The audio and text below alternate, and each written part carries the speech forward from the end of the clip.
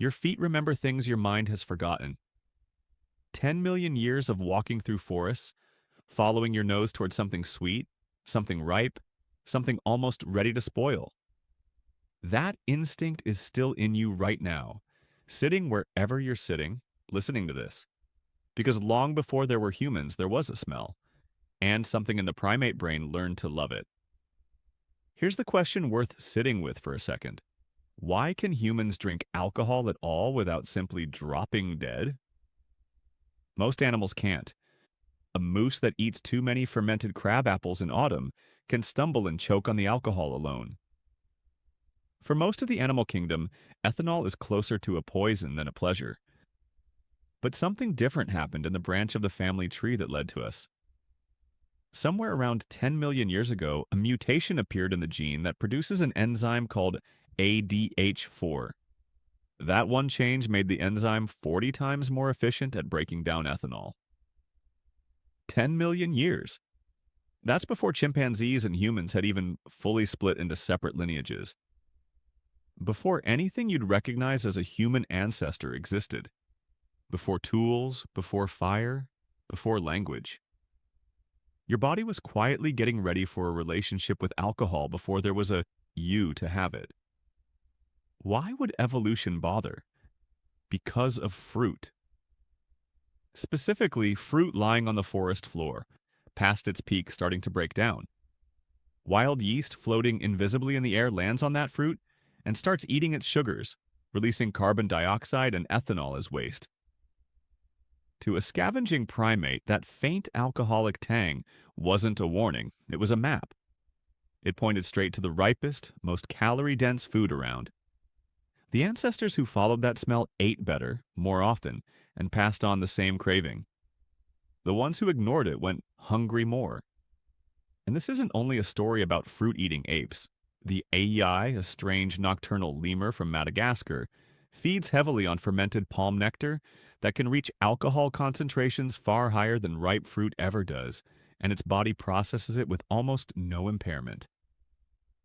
Different animal, different continent, same underlying trick nature kept reinventing. Reward the creature that seeks out sugar already halfway turned into alcohol. Scientists confirmed this in the wild. Panama's spider monkeys were found feeding on fruit carrying 1 to 2% alcohol, with their urine showing the actual byproducts of ethanol breakdown. Ivory Coast chimpanzees, just through ordinary fruit eating, were shown to be consuming the equivalent of 1 or 2 human drinks a day. No decisions, no ritual, just breakfast. So before a single human being ever chose to drink anything, evolution had already spent 10 million years quietly building the craving, the tolerance, and the reward system into the primate brain. The taste for alcohol isn't a modern weakness bolted onto an otherwise pure biology. It's ancient, it's foundational. It was there in the trees long before it was ever there in a cup. Somewhere between finding alcohol by accident and drinking it on purpose, something enormous happened. A creature had to notice a pattern, remember it, and choose to recreate it deliberately. That's not instinct anymore. That's the beginning of something closer to science.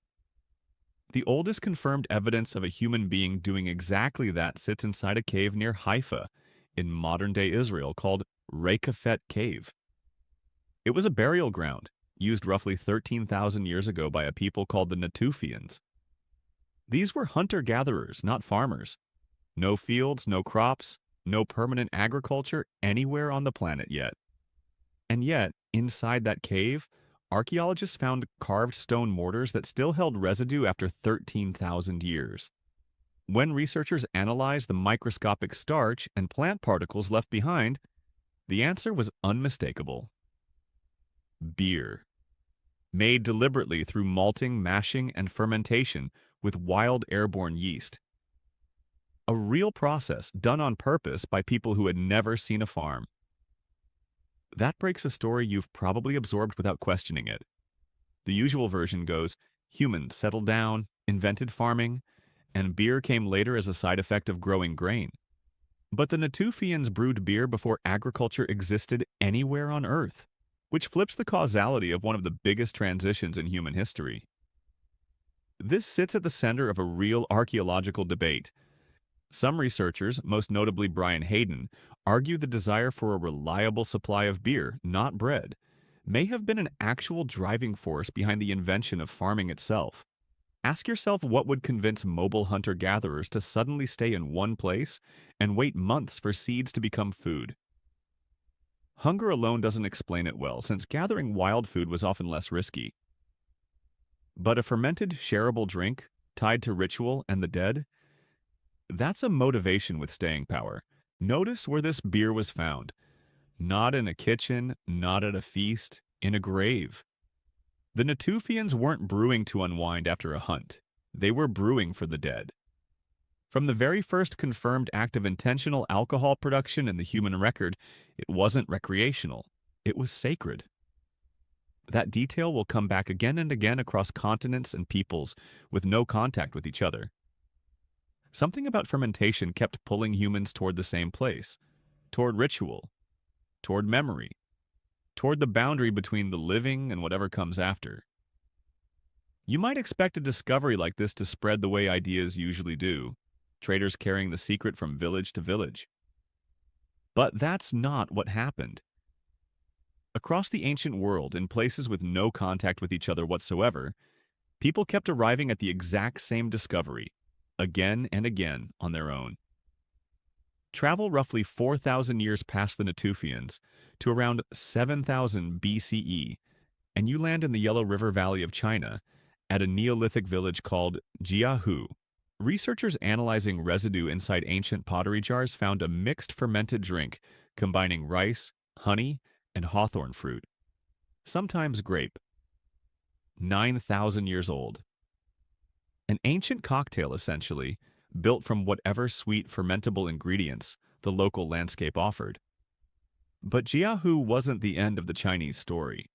Roughly 4,000 years later, at a site called Mijiaya in Shanxi province, archaeologists found specialized pottery funnels and filters pointing to an actual repeatable recipe. Millet, barley, and tubers deliberately malted and combined to produce a consistent beer. This wasn't an accident being rediscovered. This was refinement, a brewing operation with real technique, showing Chinese fermentation kept evolving over thousands of years, entirely independent of anything happening in the Middle East. Across the world in the mountains of Georgia, at Gadakrili Gora, archaeologists found clay jars bearing the chemical fingerprints of grape fermentation dated to roughly 8,000 years ago, the oldest confirmed wine on Earth. In the Zagros Mountains of western Iran at Godin Tepe, chemists found beer fermentation residue dated to around 3,500 BCE, alongside some of the earliest confirmed wine in the Near East.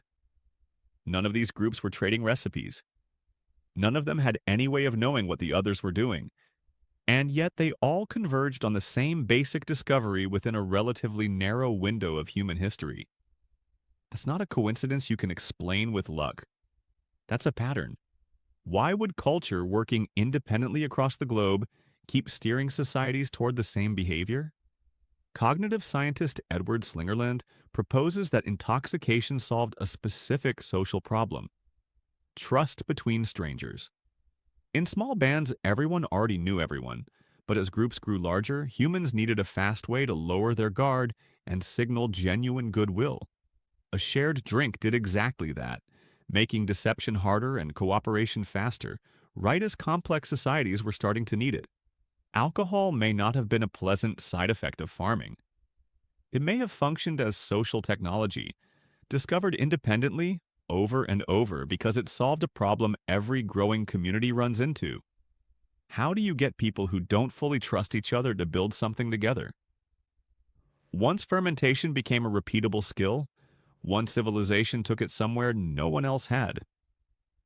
Mesopotamia turned alcohol into infrastructure, into policy, into an entire economic system with rules and consequences. This is the land between the Tigris and Euphrates, home to the Sumerians and later the Babylonians. It's also where writing was invented, and some of the very first things ever written down were records about beer. Sumerian laborers were paid in it. Temple builders, scribes, farmers, all received beer as a structured part of their wages, tracked on clay tablets with payroll-level precision. An average worker got around 2 liters a day. Even the dead received rations, buried with beer for whatever journey came next. The Sumerians loved beer enough to give it a goddess, Ninkasi, whose title translates as the lady who fills the mouth. Around 1800 BCE, a hymn written in her honor reads almost like a brewing manual, describing the malting, the baking of a bread called bapir, the fermenting, the filtering. In 1989, an American brewer actually recreated the recipe and served it at a professional brewing conference. 38 centuries later, the instructions still worked. The Babylonians documented at least 70 distinct varieties of beer, an entire taxonomy of styles.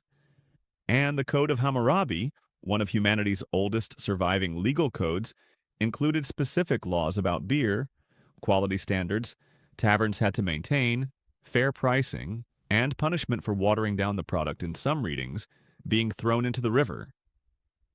Humanity's earliest legal system already understood that beer was worth protecting. Egypt was doing something in parallel with a twist. Egyptians relied on beer as daily nutrition, thick and low in alcohol, and in a climate where river water carried pathogens, it was often genuinely safer than water itself. The pyramid workers, not enslaved people, contrary to a long-corrected myth, received beer and bread as the foundation of their pay.